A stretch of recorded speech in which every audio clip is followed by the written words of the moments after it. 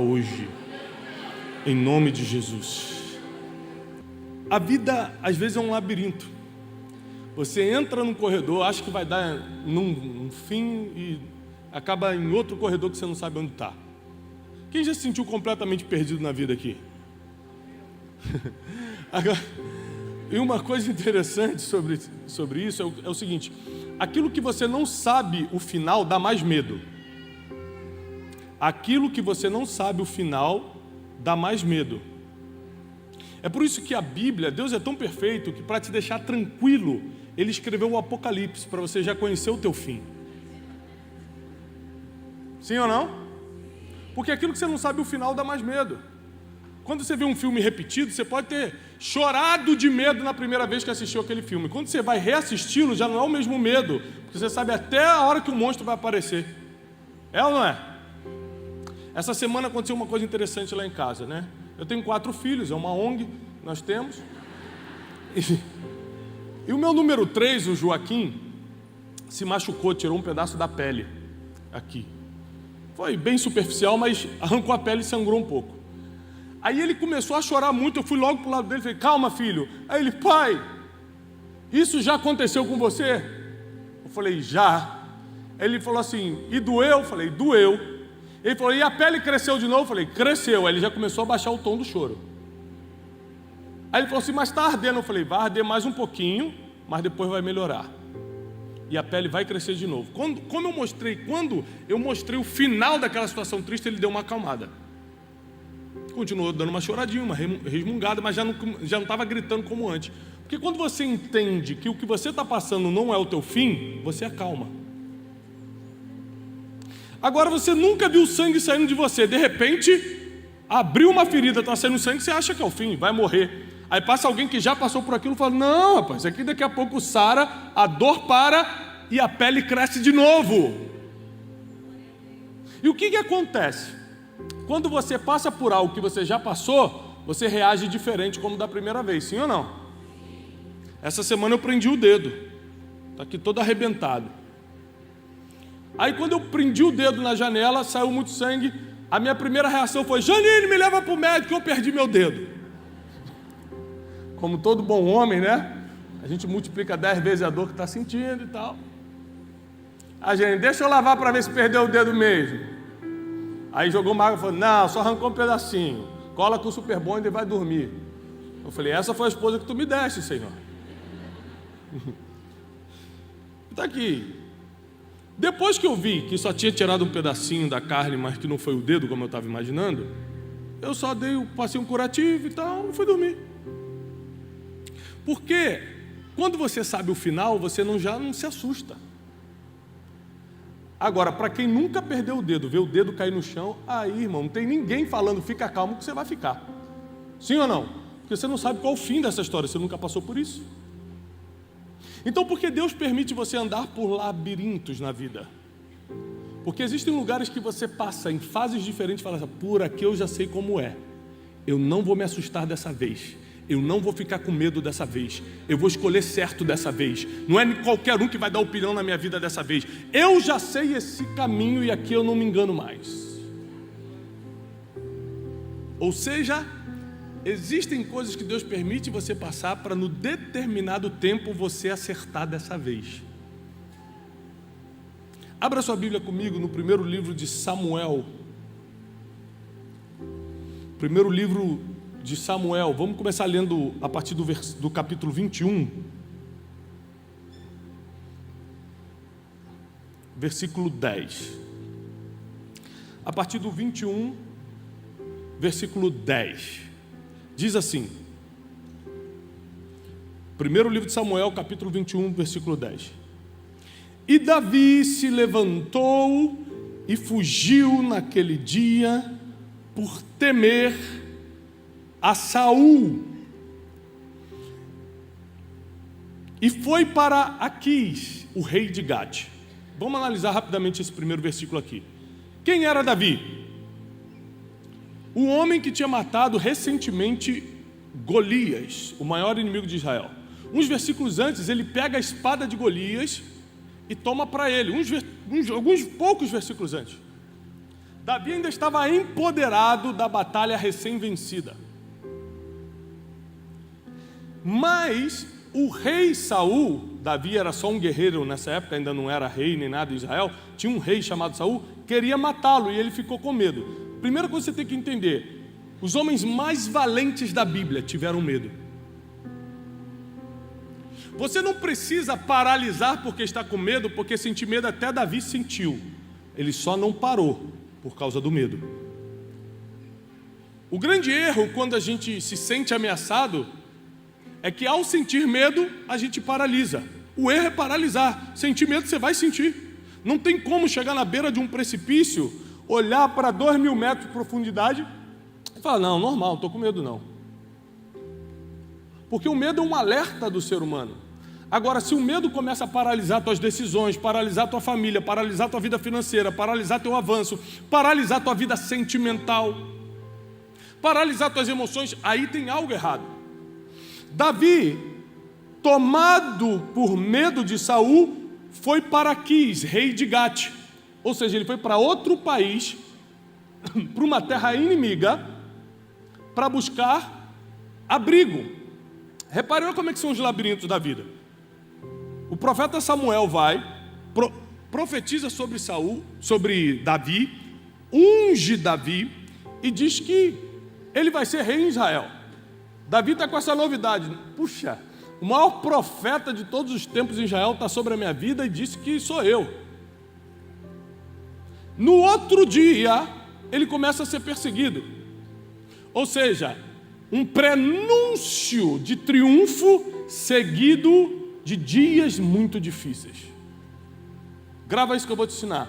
Prenúncio de triunfo seguidos de dias muito difíceis. Assim é a vida daqueles que estão no caminho do Senhor. Você sabe que o futuro é de triunfo, é de glória, mas os dias são difíceis. Então Davi sabia, olha, eu tenho uma palavra sobre a minha vida, eu vou governar, mas no outro dia ele tinha que estar fugindo. Por quê? Porque o rei estava com inveja, estava com ciúme dele. E aí, já não podendo mais fugir de Saul, porque o medo estava grande, Saul realmente queria matá-lo, ele vai para o inimigo. Olha que loucura como é a vida do ser humano quando está debaixo de medo. Quando está debaixo de medo, o ser humano faz coisas difíceis de entender. Ele sai da mão do rei dele e vai para a mão de um inimigo. Aí olha o que a Bíblia diz. E os servos de Aquis lhe disseram, não é esse Davi o rei da terra?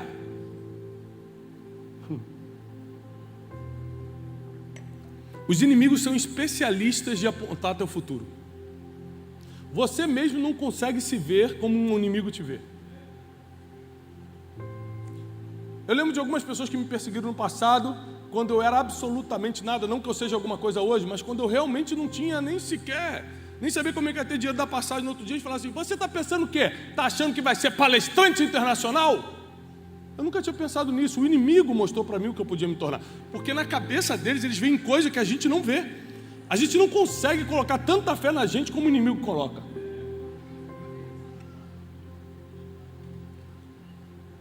Você vai ver vários heróis da fé aqui na Bíblia, quando afrontados pelo inimigo, o inimigo mostrando o que ele seria. E um dos casos é esse aqui. Assim, esse não é o Davi, o rei da terra. Davi não era nem rei de Israel. Como eles estavam colocando ele como rei da terra? Escute isso. Não cantavam eles uns aos outros com danças, dizendo, Saul feriu os seus milhares e Davi os seus 10 milhares? Davi então escutou essas palavras, guardou no seu coração e ficou muito temeroso de Aquis, o rei de Gate. Então ele mudou seu comportamento diante deles e fingiu-se de louco em suas mãos e arranhou as abas do portão e deixou a sua saliva pingar sobre a sua barba. Então disse Aquis a seus servos, eis que vedes que o homem está louco, por que vocês me trouxeram? O grande rei Davi, que o cristianismo e o judaísmo também praticamente semi-idolatram a figura do rei Davi. Está aqui Deus, Jesus, logo veio Davi. Todo mundo fala de Davi, todo mundo ama Davi. Esse Davi estava fugindo de medo de Saul e agora está dando uma de maluco com medo de Aquis. Ele não teve medo de um gigante de 3 metros de altura, mas está com medo de conversa de palácio. Elias não teve medo de centenas de profetas de Baal, mas teve medo da ameaça de uma mulher, porque não dá para explicar a mente humana. Tem gente que sai daqui, quando sai daqui para fora, cada um tem um medo diferente. Tem gente que se vê um rato e fala, sai daqui, gatinho. Ah, bonitinho, não dá para dar. Tem gente que vê um rato e morre duro no chão. Cada um tem um medo diferente, sim ou não? Tem gente que tem medo de escuro, tem gente que não tem. Tem gente que tem medo de altura, tem gente que anda na corda bamba na altura. Cada um tem um medo. E Davi não teve medo de gigante, mas teve medo dos comentários no palácio de Gate. E ele fala assim, eu vou ter que dar uma de maluco. E ele começa a encenar, fingindo que era doido, começa a deixar a saliva cair na barba, começa a arranhar o portão, dando uma de maluco. Você consegue imaginar o rei Davi fazendo isso? Para fugir de uma situação. Ele já tinha corrido de Saul e agora estava dando uma de maluco com Aquis. Vendo que não tinha espaço com Aquis, ele tentou com Saul, não teve espaço. Tentou com Aquis, não teve espaço. Aí começa o capítulo 22, a mensagem de hoje. Davi, portanto, partiu dali e fugiu. Repete bem alto comigo, fugiu. Quando você se encontra sem saída, você fala, a única coisa que eu tenho para fazer é fugir, é para ali que Deus está te mandando, é impressionante. Porque a verdade é que quem está dependendo de Deus só foge para o propósito. Você acha que é um problema que está te fazendo correr, mas é Deus quem escreveu todos os seus dias. Esse problema já estava escrito antes da criação do mundo. Pensa, todas as pessoas que te perseguiram, para onde elas te levaram? Para onde você está hoje? Para pensar nas situações mais humilhantes que você passou. O que você viveu depois? Dias melhores. Pensa nos teus defeitos. Foram os teus defeitos que te levaram a fazer o que você faz hoje. Se você fosse bom em outra coisa, você estaria vivendo o propósito do outro e não do que você faz.